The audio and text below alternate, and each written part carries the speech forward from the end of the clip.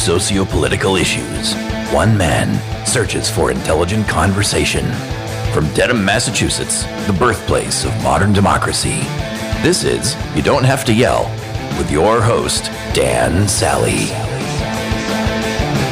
Welcome to episode 42 of You Don't Have to Yell, the sole corner of the political universe that doesn't require you to be mad at anything in particular, but of course, it's okay if you're just plain mad. Consider yourselves validated.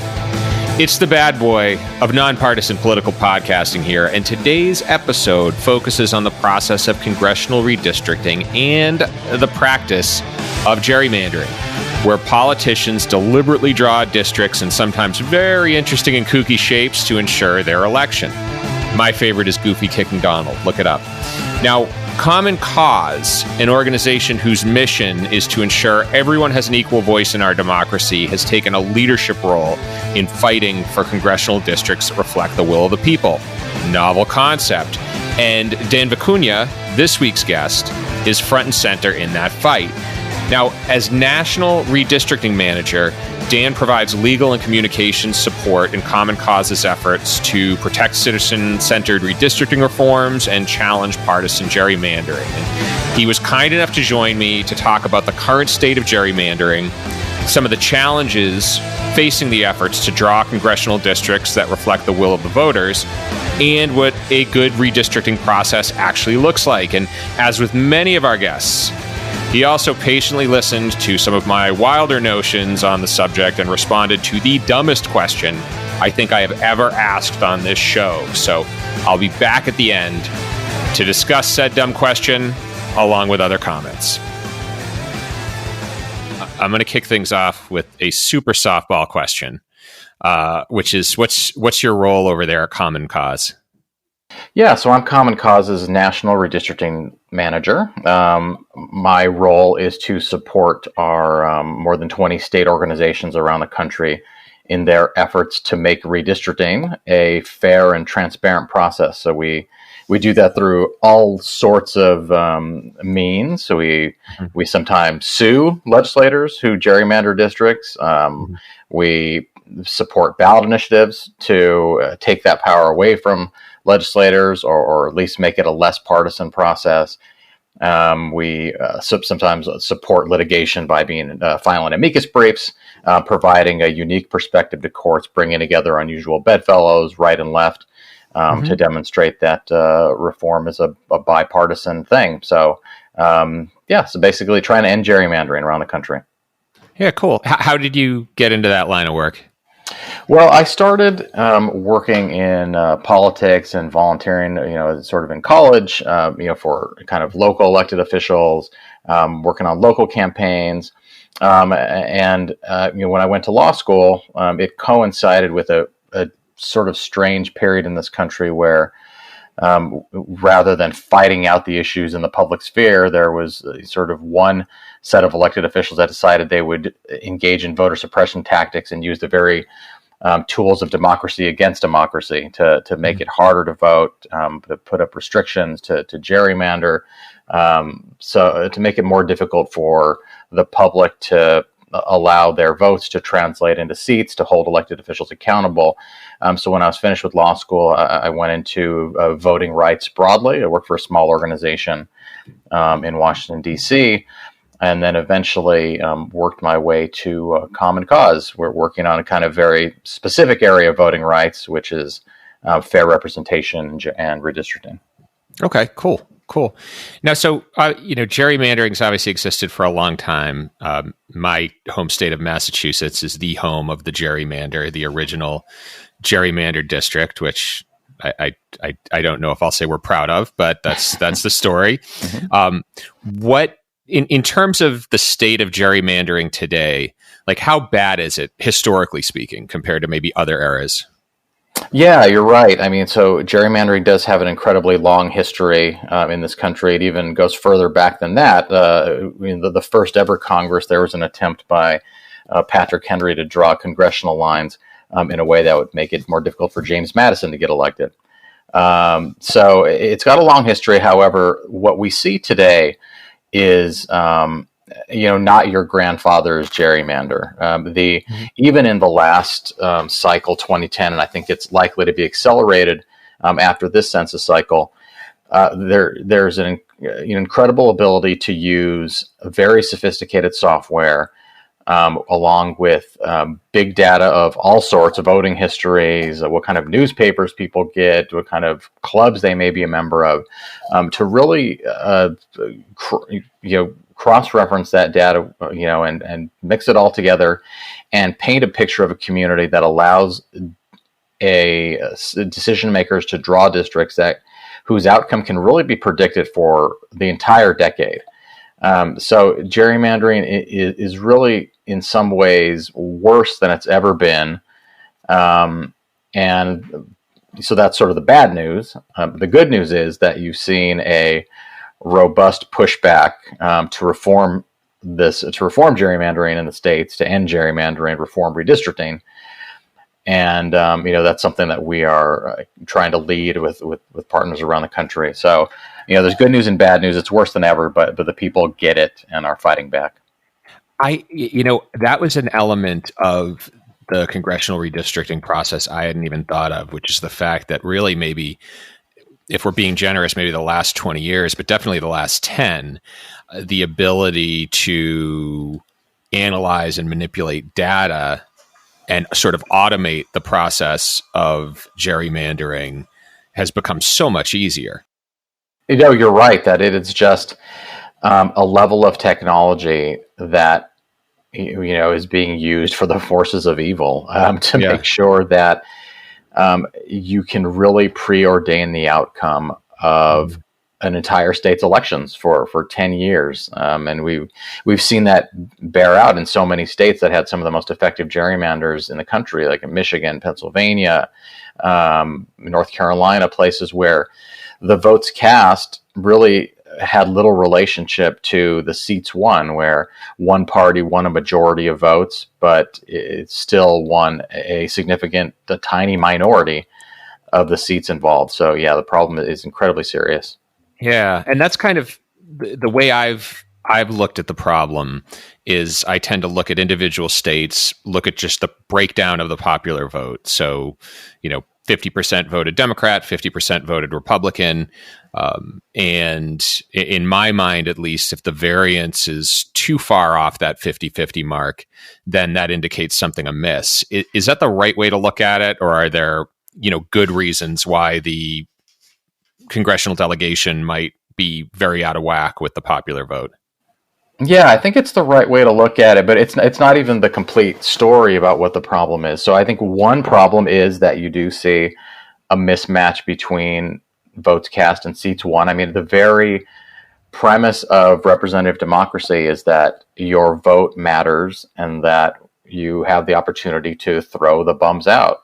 And when these districts have been so rigged that is nearly impossible, when you say huge vote shifts that don't make a difference in terms of how many seats a party's won, that's a problem. But even within, or moving away from just kind of a partisan view of it, another problem is that you see, communities divided, communities that should be kept together for the purposes of really having a voice, having one champion at any level of government, in Congress and the state legislature and the city council, divided between different districts and having no real opportunity to have a champion in the halls of power advocating for what they need.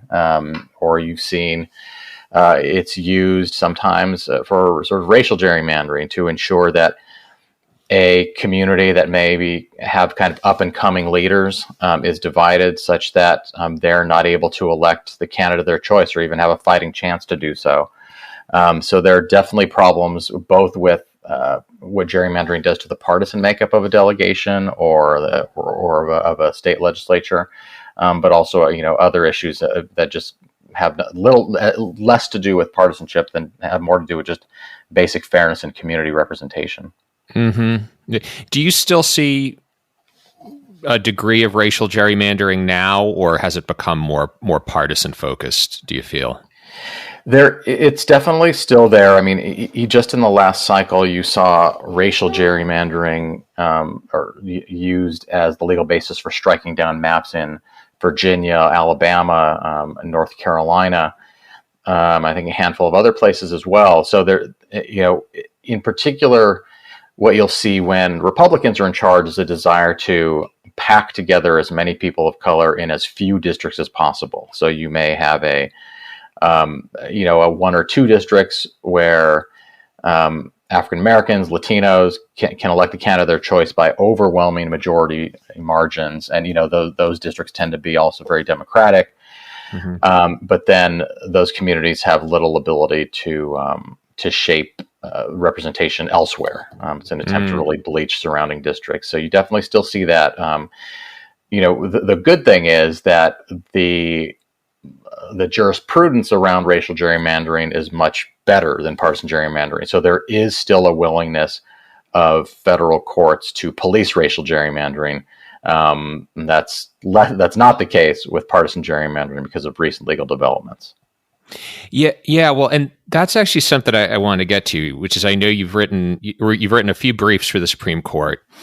Supreme Court tends to take a fairly clear and hard line when it comes to racial gerrymandering. But am I correct in saying when it comes to partisan gerrymandering, they've sort of maybe taken a pass at that?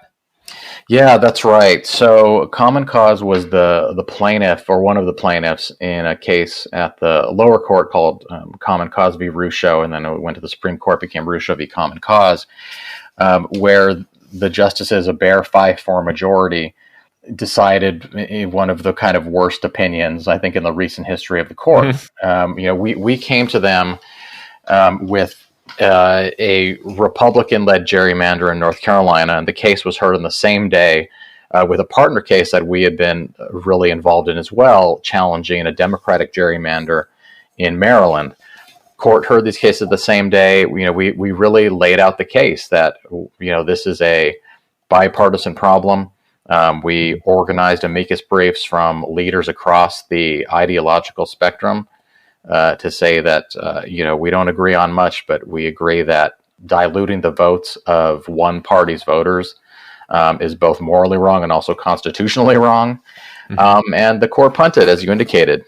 The court decided that federal courts broadly would be forbidden from policing partisan gerrymandering. What they said was it was a political question, that they could not determine an appropriate measure for partisan gerrymandering or an appropriate legal standard, which baffled us because in cases, our own case in North Carolina, the Maryland case, in cases out of Ohio and Michigan that were also making their way through the pipeline at the same time, trial courts figured it out. They figured out, kind of an evidentiary standard for looking at when one party's votes have been diluted and when, as a result, First Amendment rights to associate, to cast a meaningful vote that counts, equal protection rights, being targeted unfairly by the government when partisan gerrymandering represented an assault on those rights. And they figured it out, but somehow the U.S. Supreme Court,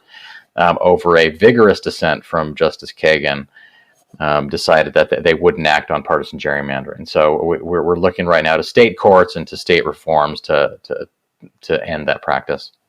Yeah, and the one thing I'll note too for the folks listening is that with North Carolina and Maryland, you're talking about gerrymandering for two different parties. So I think a lot of times, and maybe it's just the media I consume, but a lot of times when you hear about gerrymandering, it's very often a Republican-led initiative. But in Maryland's case, of course, it's the Democratic Party that's putting their thumbs on the scales, correct? Yeah, I mean, so in the 2010 election, Republicans had an incredibly good year. They Operation Red Map, which was specifically targeted to do what it did, which is to win over state legislatures for the purposes of having control of redistricting. It was money well spent, and they won a lot of seats. And in addition to the fact that it was a Democratic president's first midterm year, which usually goes badly for whoever the incumbent president is. So the combination of those things, for that to happen in a redistricting year, worked out very well, and Republicans kind of ran the table in the state legislatures and therefore had the power to draw districts. But, for decades and decades preceding that, Democrats tended to do better and won most state legislatures, and they were in control of the process and were the primary contributors to gerrymandering as a problem, which is why we have a lot of footage of Ronald Reagan decrying how undemocratic gerrymandering is and seeking a solution to it. So, there's a history of Democrats doing it as well. And in a couple of states, Illinois and Maryland, where Democrats were in charge, we are reminded that this is really not particularly about party. It's really about power. And the party that's in charge will keep it basically at all costs, which is why we are seeking reforms to take it out of their hands. Yeah, I'll float out a wildly unsubstantiated theory, Dan. But when I was growing up, I grew up in the Boston area. This would have been, Dukakis era Massachusetts. So very, very height of sort of what we'd call maybe 80s liberalism. And I remember, and again, it could have just been the fact that my dad was a disaffected Democrat who went hard Republican at the time. But I remember hearing all these outlandish stories of Democratic legislators and some of the some of the stuff they were promoting was very off center, and I look now at the Republican Party and I almost see a mirror image of it, which is I see a party that's allowed itself to drive itself crazy by creating an environment where they are only accountable to the party base and not accountable to the people, not accountable to the center. And now I'll kind of leave Dan conspiracy land so we can get back to maybe something you're free to comment on. But do you see from a like an intra-party perspective, are there instances where a gerrymandered district, for example, can actually harm the party itself or the party in power just due to the fact that the primary is effectively substituted the general election? Yeah, I mean, there is a significant shift, I think, in one's ideological perspective when your district has been drawn to virtually guarantee a victory for your party. So therefore, your concern isn't at all hearing from constituents of the opposite party or negotiating or finding common ground with other legislators of the opposite party. Your primary concern is protecting your behind from a primary challenge. Mm-hmm. And so therefore, I think you're definitely more likely to aim your messaging at the most extreme elements, activists within your party. I think that's why you see, out in the States, some of the most restrictive measures against abortion rights in states where there's gerrymandered legislatures. You're seeing fierce opposition to expansion of sort of healthcare resources, to these bathroom bills that were popular targeting transgender community a few years back. These are really all the result of I think a polarization caused by gerrymandering. Hello there. I hope you're enjoying the show and wanted to break quickly to ask, again, for those of you who aren't listening for the first time, for a favor that's easier than picking me up from the airport. Now, today, Dan and I have been talking about some of the efforts both major parties have undertaken to make themselves less accountable to public opinion. And that's something this podcast is dedicated to changing. And to do this, we need more people like you. So to help, go to your device right now and share it with the people you know. It takes one click. And if you haven't already, make sure to subscribe to You Don't Have to Yell and hear from activists like Dan and third-party candidates who aren't afforded the same voice in the process as the major parties are. Again, it takes one additional click. Now, lastly, you can find You Don't Have to Yell on Twitter, YouTube, Facebook, and YDHTY.com for bonus content and to let me know what you're thinking. I'd love to hear from you. So there.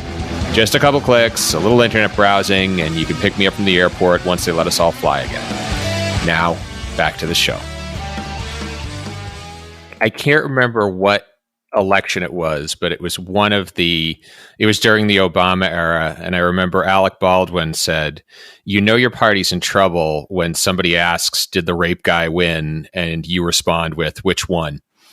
And it's coarse, but it gets the point across, which is that once you've created a quote unquote safe seat, you've actually created an environment that's really ripe for, let's call it extremism, for lack of a better phrasing, from a partisan standpoint.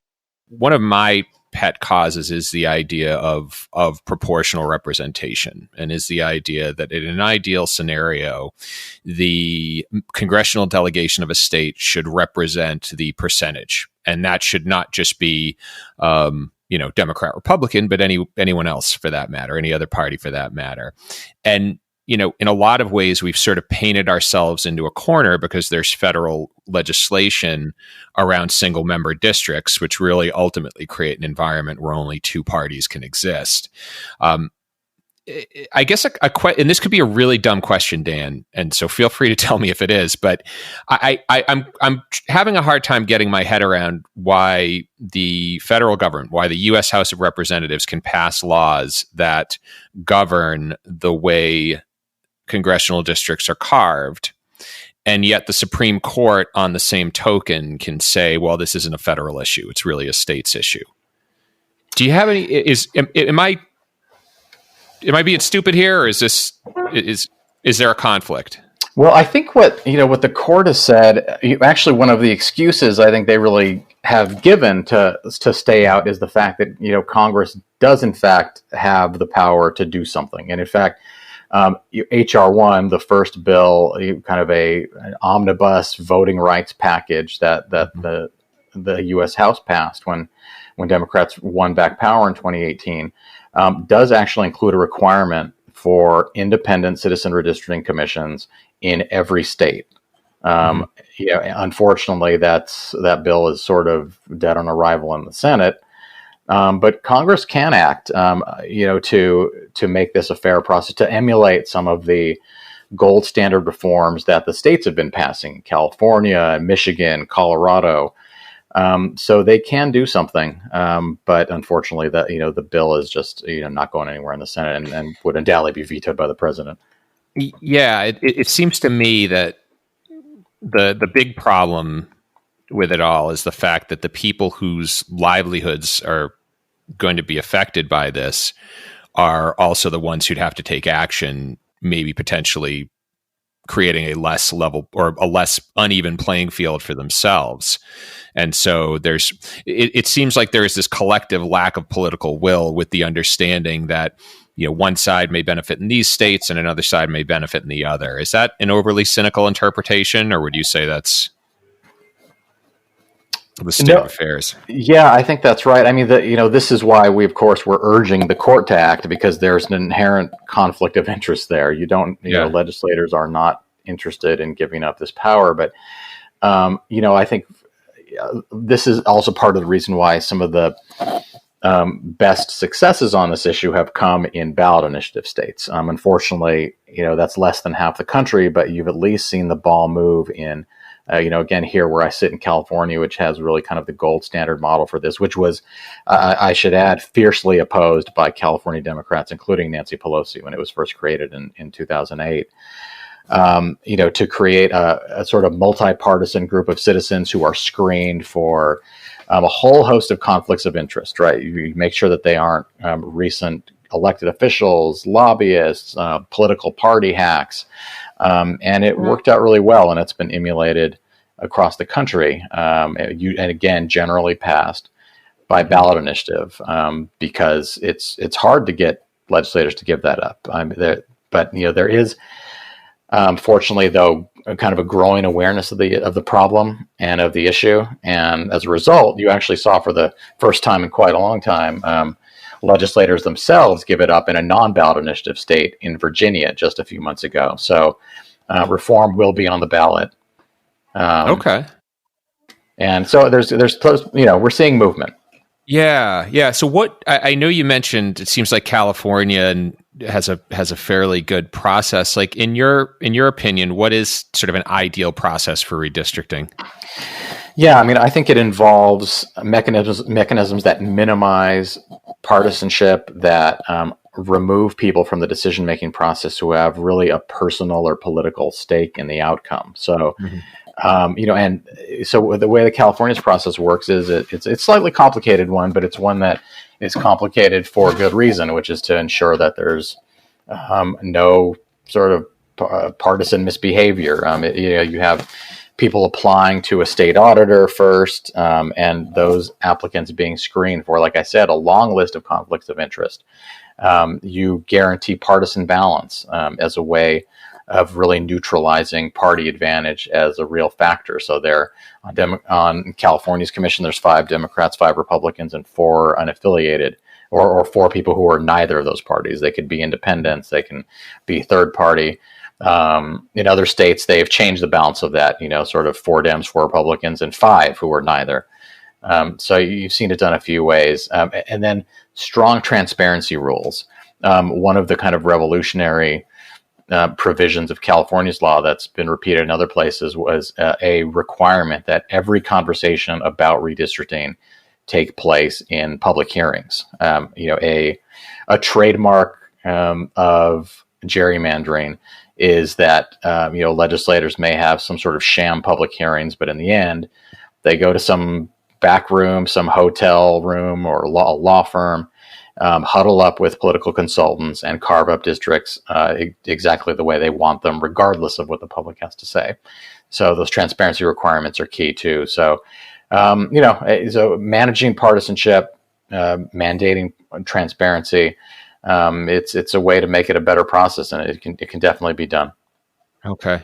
And now California's process, is that at the federal level, state, or is it, or both? It's for both. It was passed in 2008 for state legislative districts, and it squeaked by, like I said, despite the fierce opposition of Democratic interests here. And then 2 years later, it won with much larger majorities to add congressional districts to the mandate. Okay. So I know, one of the big stories over the last couple of years has been sort of the death of the California Republican Party. And given we're going to be approaching, we are in the, we are at the moment of redistricting, or a redistricting year. Given California's new laws, is there a likelihood that could change, and that maybe Republicans could start to see greater gains in the state as a result?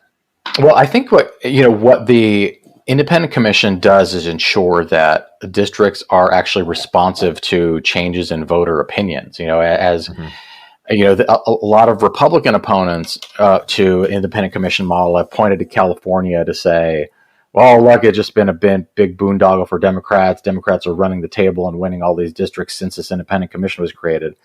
Well, the ideology of the state has changed. The California Republican Party's reputation in the state took a downturn, particularly after it set its sights on harsh anti-immigration positions, and that didn't sit well with kind of even moderate Democrats and a growing Latino population.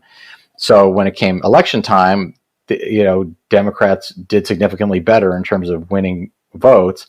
And because the commission had established districts that were designed to be responsive to changes in actual votes cast, the districts acted accordingly, and Democrats won more seats. But if Republicans had an uptick and started to do better, and the ideology of the state changed, the way those districts are designed, Republicans would certainly start to do better, because these districts are not made to be immune to accountability. So you would definitely see a switch. Got it. So it sounds like the process in California, and it really sounds like the one we should all be striving for, is one where the district's vote is reflective of public opinion rather than reflective of partisan bent.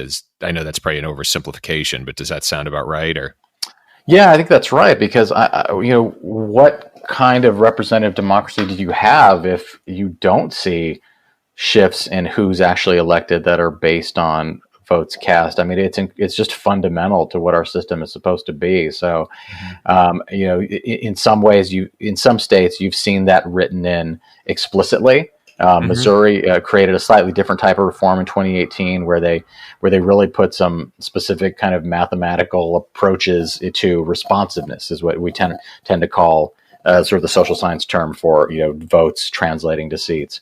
In California, we didn't include those kind of mathematical approaches, but it still worked because the districts were designed to put communities first and not party interests. So it can definitely be done in some different ways, but in the end, I think if you have a fair and transparent process that's really about community representation, you're going to see a districts actually respond to changes in the vote.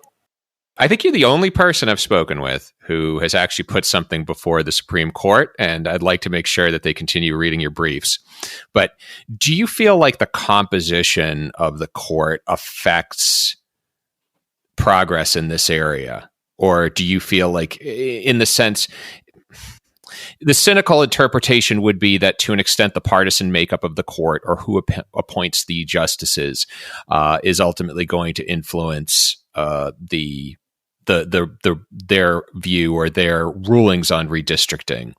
Do you feel that's a valid point of view, or do you feel more so it's about how the Constitution is interpreted that's guiding it, and just some folks have an interpretation that's a bit different than others? Boy, at the Supreme Court, the U.S. Supreme Court level, it sure does seem to have become an ideological issue, which is baffling to me. Like I said, we brought a case that was about a Republican gerrymander that was egregious. Our friends, Michael Kimberly, an attorney who took on the Maryland case for years and years, brought just a perfect example of a horrendous Democratic gerrymander. And we really thought we set the table.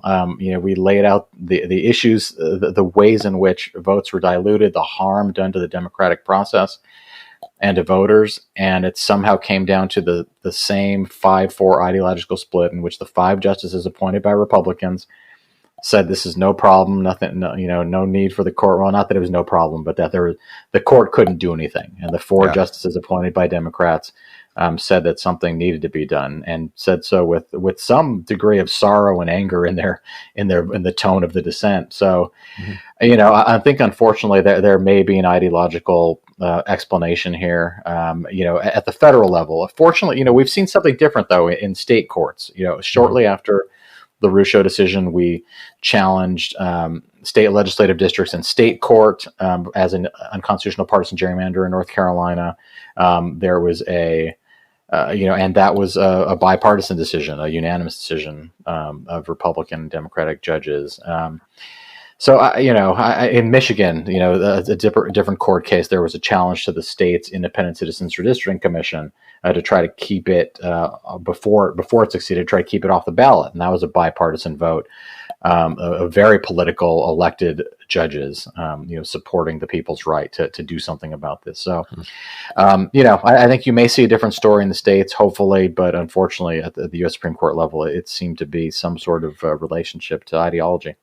Yeah. So I guess if we're walking away from this and we want to know what are kind of the actionable steps that could be taken to improve it sounds to me that the best approach is really at a state by state level, establishing the standards that you mentioned that are seen in California and other states.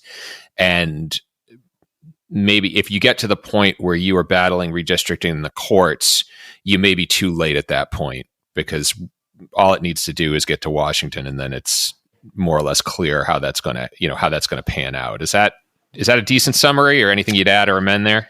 Yeah, well, I'd say that fortunately the court story is a little more optimistic, because when it comes to interpretation of state law, state Supreme Courts have the final say. So you're not going to see those appealed to the Supreme Court, which is why our subsequent victory in North Carolina, and also a challenge to the congressional map in state court by some of our allies, did succeed, because fortunately, you can't send that to the U.S. Supreme Court. But it's a hard road. It's an expensive road, and it usually means you're challenging districts that have already been drawn. The state by state fight. You're right that is really, I think, the better approach. In places where there are ballot initiatives, fighting that out there. We are trying to see in a COVID-19 world if we can continue to make reform happen in places that had active ballot initiative campaigns. Oregon is one that we've led, where we're going to see what we can do by mail. It's a challenge though, but and even like I mentioned, Virginia, which was a place where there was pressure put on only related to just sort of public shaming. There wasn't a threat of the people going to the ballot and passing something that would have been stronger that legislators were afraid of. It was just a matter of shaming them into doing the right thing. And, there's success there. So I think because of the higher public profile of this issue and the harm that it can cause to democracy, you're actually seeing, state activism, even in places without ballot initiatives, to be a viable path. So, in this episode, with Dan Vicuna, a man who writes amicus briefs to the Supreme Court, I asked if the ideal legislative district should be designed to reflect public opinion. Big fat duh.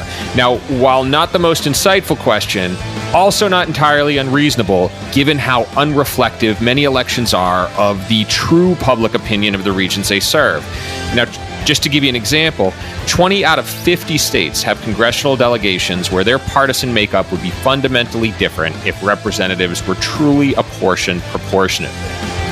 Now, Dan also cited how technology and big data are making it easier than ever for major parties to draw districts in their favor using information such as newspaper circulation and club memberships.